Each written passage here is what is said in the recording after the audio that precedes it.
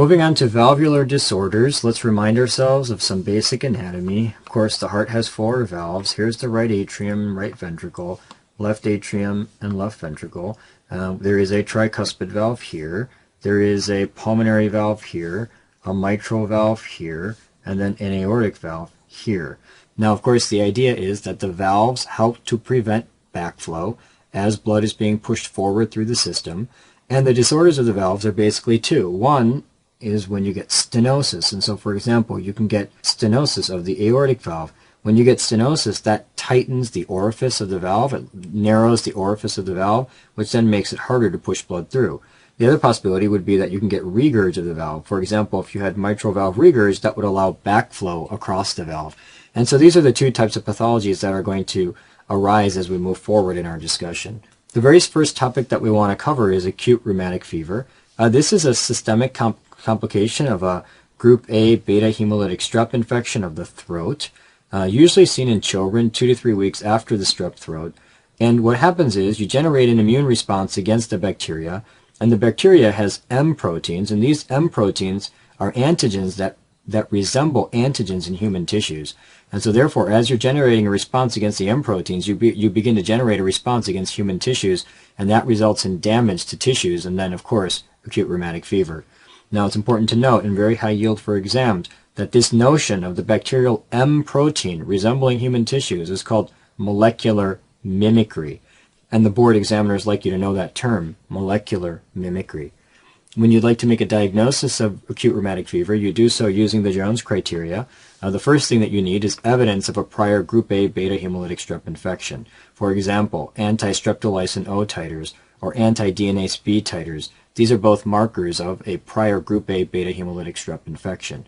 In addition, you could identify minor criteria such as fever and elevated ESR, and then there's a series of major criteria, and it's important to know each of them.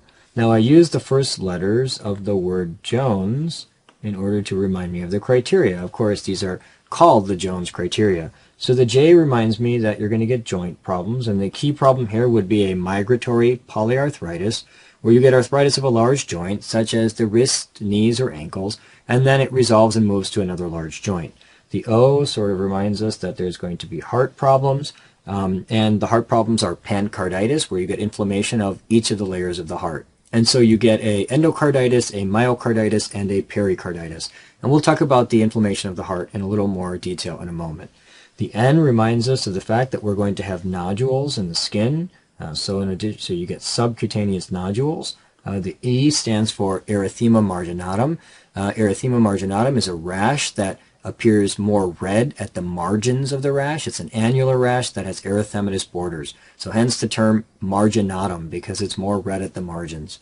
And finally, the S reminds us of Sydenham's chorea. So recall that these patients can have rapid involuntary movements of their muscle, which of course is called chorea. And so these are the 5 major criteria of acute rheumatic fever. Now, of these 5, the joint problems, the nodules, the erythema, and the Sydenham's chorea will all resolve with time, and there are no long-term sequelae. But the key problem is going to be the heart problem, and so we want to focus on that a little bit. So let me just remind you that the heart problems are going to be a pancarditis, and by pancarditis we mean that each of the layers of the heart is going to be inflamed. And so the first of the layers, or the innermost layer, would be the endocardium, and so they can get an endocarditis. Now when they get an endocarditis, they're going to get these tiny little vegetations on the endocardium, particularly the endocardium of the mitral valve. And so the endocarditis will actually involve valves preferentially, and it's mostly going to involve the mitral valve. Now if there's an additional valve that will be involved, it'll be the aortic. So basically it will involve the mitral valve, and if there's a second valve, it'll be the mitral plus the aortic. Now when you get these little vegetations on the surface or the very edge of the valve, that's going to lead to regurgitation, and so one of the complications would be mitral valve regurgitation. So that's the endocarditis. Now as far as the myocarditis is concerned, the key problem will be that you'll get these bodies within the myocardium called Aschoff bodies, and this is an image here of an Aschoff body, and you can see that we've got all these myocytes here. I'm labeling them with M, and then in the middle of these myocytes we've got this Aschoff body. Now what's an Aschoff body? It is a focus of chronic inflammation with giant cells and fibrinoid material, which is really just all this degenerated collagen. with a group of cells called the Anichkow cells. Now, the Anichkow cells are particularly high yield, and what they are these histiocytes, these cells here, with these slender, wavy nuclei running down the middle. And so they also call that the caterpillar nucleus. Now this is a hallmark cell, and examiners like to go after it. And I'd like to just take you back and remind you that now you've got this Aschoff body, and you're going to see some Anichkow cells. For example, I'm circling one. And this is a very important finding in a patient with acute rheumatic fever. And that's because the myocarditis that occurs in acute rheumatic fever is the most common cause of death during the acute phase. So if there's one thing that's going to kill the patient with acute rheumatic fever, it's going to be the myocarditis. And what is the hallmark of the myocarditis are going to be the Aschoff bodies which contain Anichkow cells. So all of that is particularly high yield. Now recall that I told you that there would also be pericarditis, and so the pericarditis can lead to a friction rub, and so these patients can also develop a friction rub. Now the acute attack will eventually resolve, assuming that the patient doesn't die from the myocarditis, but it can progress to chronic disease. So you can actually develop chronic rheumatic heart disease, and that occurs when there's repeat exposure to group A beta hemolytic strep, which then results in a relapse of the acute phase, and each time you relapse the acute phase, it increases the risk for chronic rheumatic valvular disease. And chronic rheumatic valvular disease is basically scarring that occurs from a bunch of acute attacks. This scarring will result in stenosis, which means that you're going to tighten the valve and make it difficult to push anything through it. And it almost always involves a mitral valve. Now let's go back and remind ourselves that acute rheumatic fever basically involves a mitral valve. And then if it's going to involve another valve, it'll involve the aortic beyond that. And so, of course, the chronic disease will also almost always involve the mitral valve.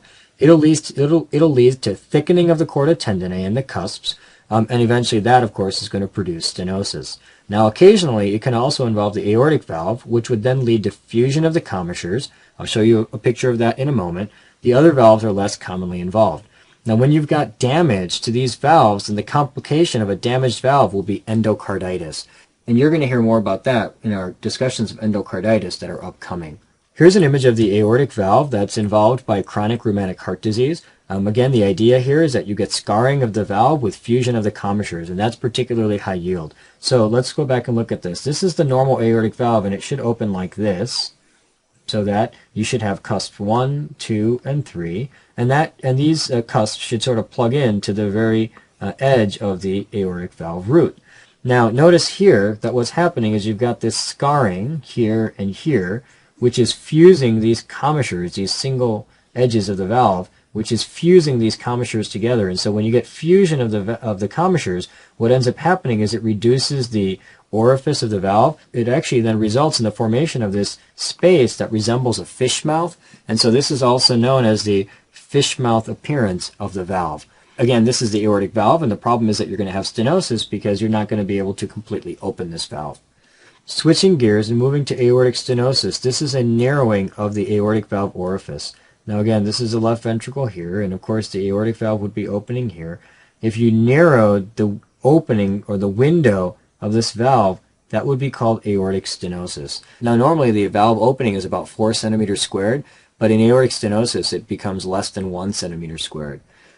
Now this is usually due to fibrosis and calcification, so the idea is that it's a wear and tear disorder. The more you bang on the valve, the more you use the valve over time, the more it begins to fibrose and undergo dystrophic calcification, and eventually that then is going to result in stenosis of the valve. This is going to present in late adulthood. Again, the longer you live, the more you bang on the valve, the more you degenerate the valve, the more likely the disease is to occur. And there's also an increased risk with bicuspid aortic valve. Now remember that the aortic valve is normally a tricuspid valve. It has 3 cusps, and each of them is doing their job. If you have a bicuspid valve, then the 2 cusps have to do the work of 3, and when the 2 cusps have to do the work of 3, there's going to be an increased risk for aortic stenosis, and when it occurs, it'll occur earlier than the patients who have the normal 3 cusps of the aortic valve. Here's a picture of aortic stenosis. Notice that you've got 3 cusps to the valve, but also notice that this valve appears fibrotic and irregular. Normally it should be absolutely smooth, i.e. each of the cusps should be absolutely smooth. And so this is an example of aortic stenosis, and you can see that it's decreasing the space through which blood can flow, i.e. the window has become tight. Now, we can also get aortic stenosis from chronic rheumatic valve disease. So, as I stated just a few slides back, one of the complications of chronic rheumatic valve disease is stenosis, and you get stenosis of both the mitral valve as well as the aortic valve. Now, how are we going to distinguish stenosis from rheumatic disease versus stenosis again from wear and tear? Well, first of all, whenever you have rheumatic disease, you're always going to have mitral stenosis as well. Because remember that rheumatic valvular disease always starts in the mitral valve and then may or may not involve the aortic valve. And so if you've got stenosis of the aortic valve by itself, it's not going to be rheumatic heart disease. You've got to have stenosis of the mitral valve plus the aortic valve. And that's the first point. The second point is that the aortic valve will have fusion of the commissures when there is chronic rheumatic heart disease.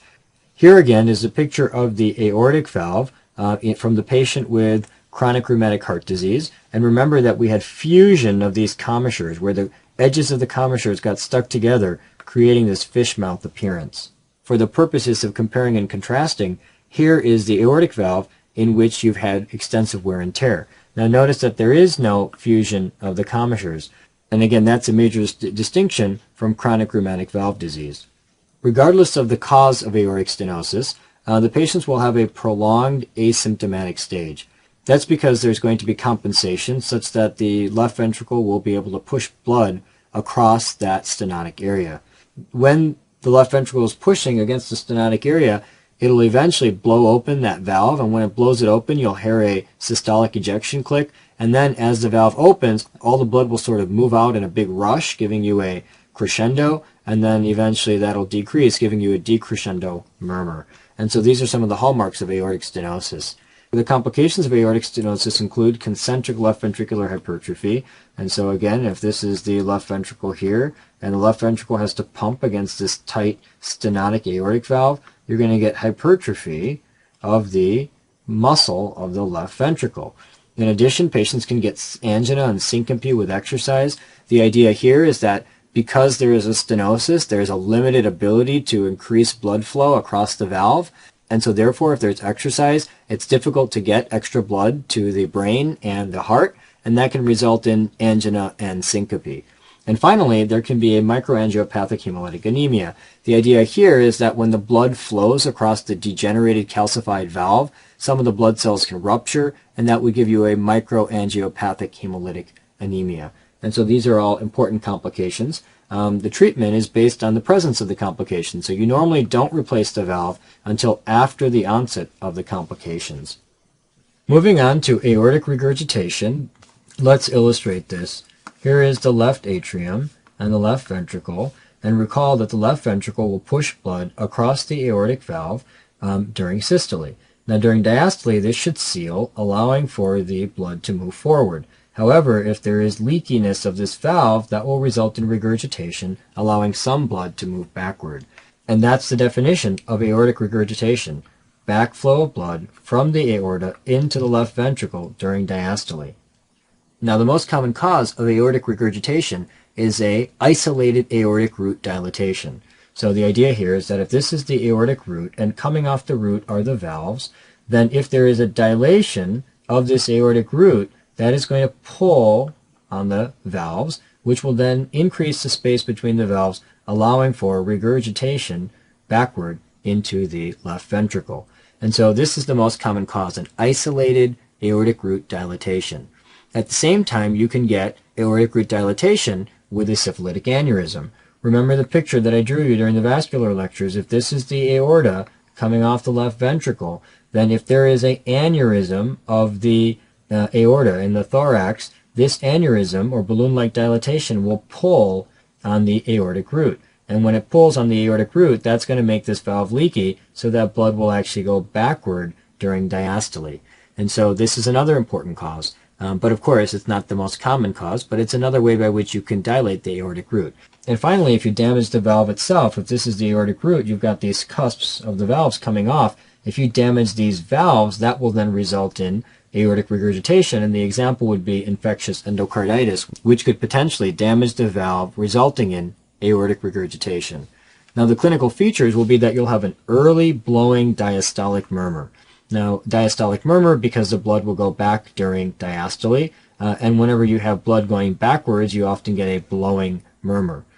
An additional clinical feature is that the patients will have something called a hyperdynamic circulation, and this is particularly high yield to be aware of. The idea here is that you've got the heart, and of course left atrium, left ventricle. Let's just make up an arbitrary number and pretend that the heart pumps 100 milliliters each time it squeezes.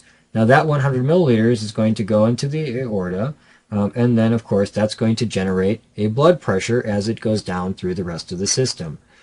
In aortic regurgitation, you're going to get some regurgitation of volume so that this 100 milliliters now becomes 80, and so that would decrease the diastolic pressure.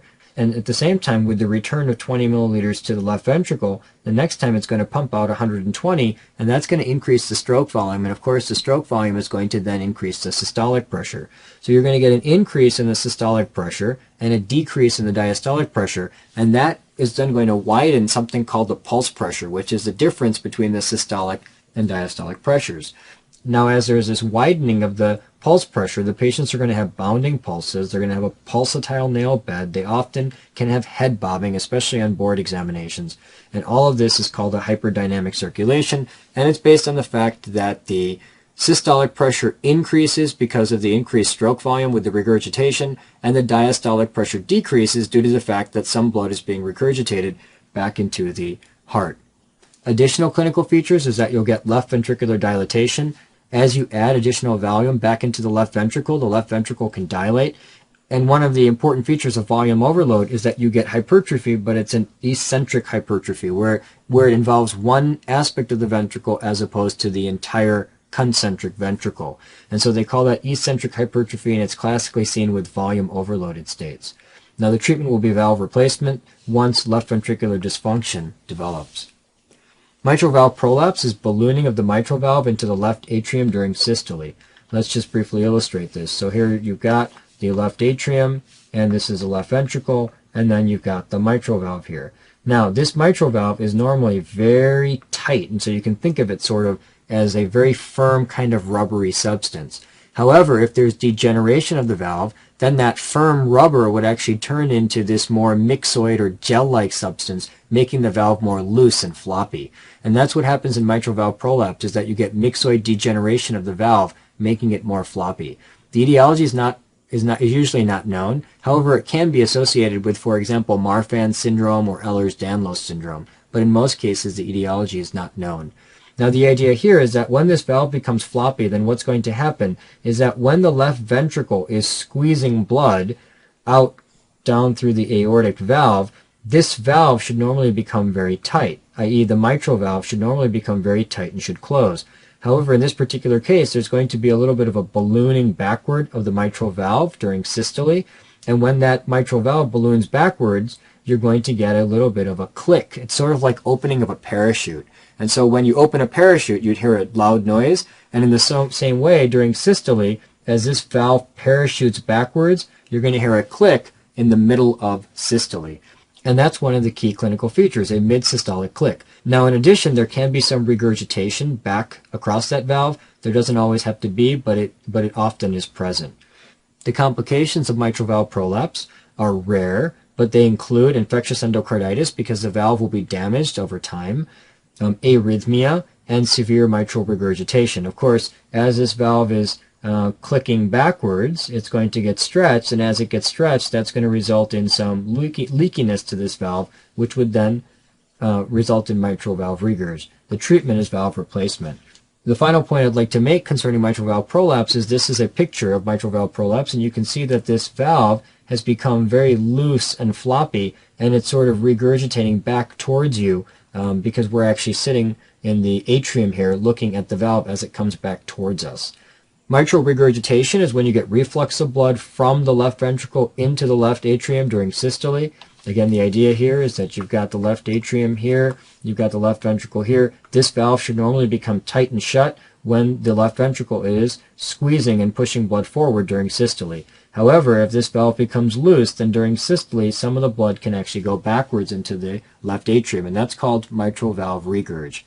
This usually arises as a complication of mitral valve prolapse, as I just stated in the prior slides. Other causes would include left ventricular dilatation. Again, if this is the standard picture that we keep drawing, and this is the left atrium and left ventricle, if you get dilation of the left ventricle, you're actually going to pull apart the leaflets of this valve, making this valve leaky. Other causes listed here include infective endocarditis, which can damage the valve leaflets, acute rheumatic heart disease. Remember that in acute rheumatic heart disease, the most commonly involved valve is the mitral valve, and the most common complication is where you get those little vegetations on the valve, resulting in mitral valve regurgitation. And finally, papillary muscle rupture after a myocardial infarction can also give you mitral valve regurgitation. Here again, you've got the left atrium, and this is the left ventricle. Remember that the mitral valve has these little string-like tendonae coming off the valve, which are called the chorda tendonae, and they attach to the papillary muscles here. And the papillary muscles help to keep this valve shut and closed during systole. Now, if there's rupture of a papillary muscle, then you would not be able to keep this valve closed, and you could get regurgitation back across that valve. Clinically, the patients will have a holosystolic blowing murmur. The idea here is that when the left ventricle is trying to squeeze blood forward during systole, some of the blood would go backward. Now, this could get louder with squatting or with expiration. And the idea here is that if this is the left atrium and this is a left ventricle, and the patient squats, when they squat, they're going to increase the resistance here. So if less blood is going to be able to go forward because there's a higher pressure, more blood will be squeezed this way. And so the murmur would become louder when there's squatting. In addition, the murmur will get louder with expiration. The idea here is that when there's expiration, there's going to be an increase in the amount of blood that enters into the left atrium.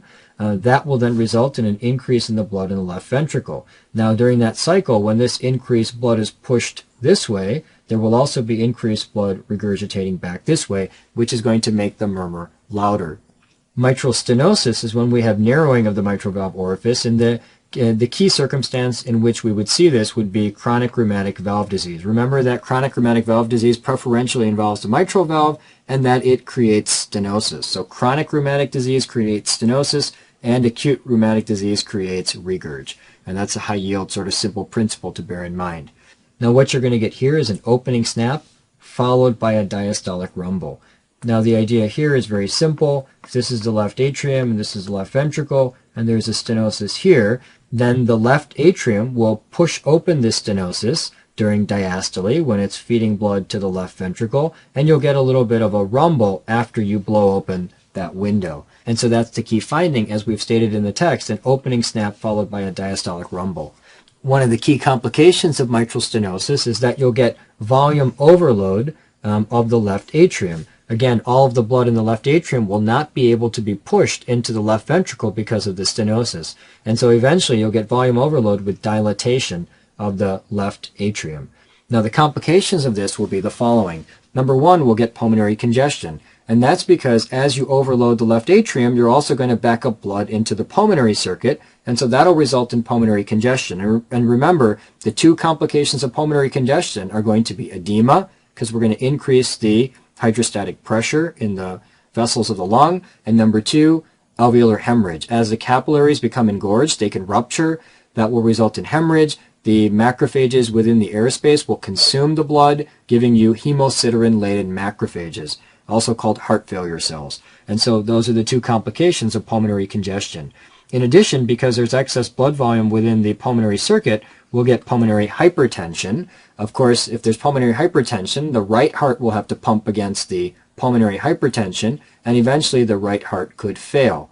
And then finally, because there is going to be dilatation of the left atrium, as you stretch that atrium, you're going to get abnormalities of the conducting system, which is then going to result in atrial fibrillation. And when you get atrial fibrillation, you're going to have abnormal movement of the wall, which will result in stasis, which will then increase the risk of mural thrombi.